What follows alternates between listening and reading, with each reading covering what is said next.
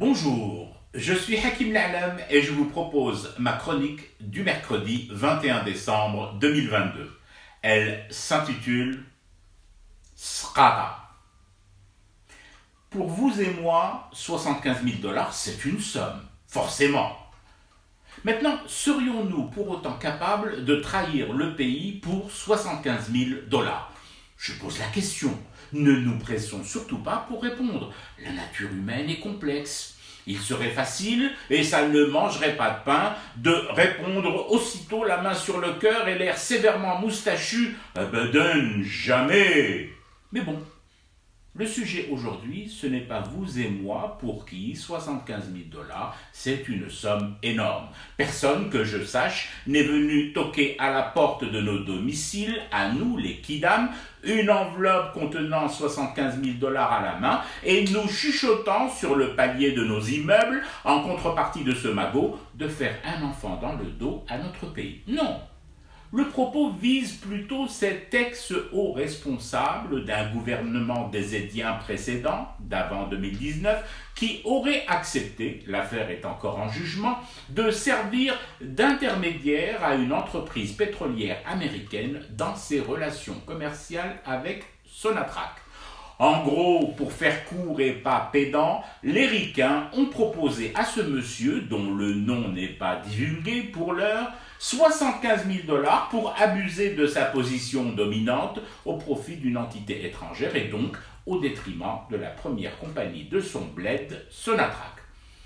Alors, au risque de vous étonner, mais parfois il ne faut pas hésiter à étonner, dérouter pour les besoins de la démonstration, je vais endosser le temps de cette chronique, entrer carrément dans la logique du corrompu, du traître et du cupide. Combien il me reste? 1 minute 30? Allez, 1 minute 30 de cupidité pur jus.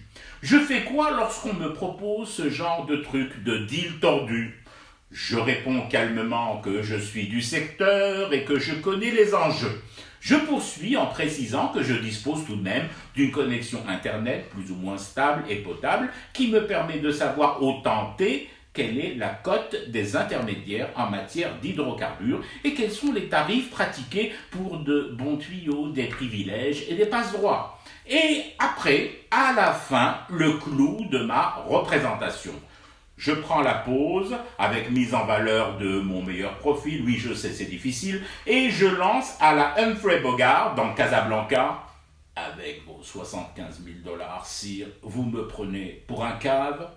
Eh ouais, tout de même. Là, on parle pétrole et gaz, les mecs, pas de bûchettes, de Khoraïset. Faut rajouter des zéros, beaucoup de zéros, une chier de zéros. 75 000 dollars, c'est le pourboire pour le coursier. Moi, je ne suis pas le coursier, mais bien plutôt celui qui vous offre la combinaison du coffre. Alors, je suis yardin, si l'on peut encore parler d'ordin.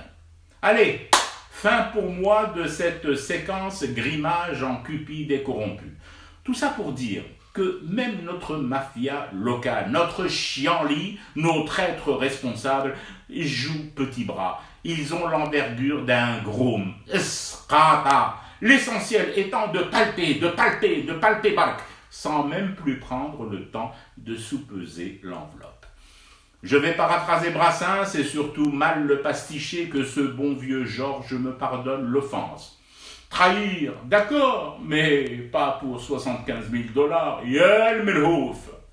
Je fume du thé et je reste éveillé. Le cauchemar continue. C'était Hakim L'Alam. Je vous retrouve demain pour une autre chronique et une autre façon de dire son amour à l'Algérie.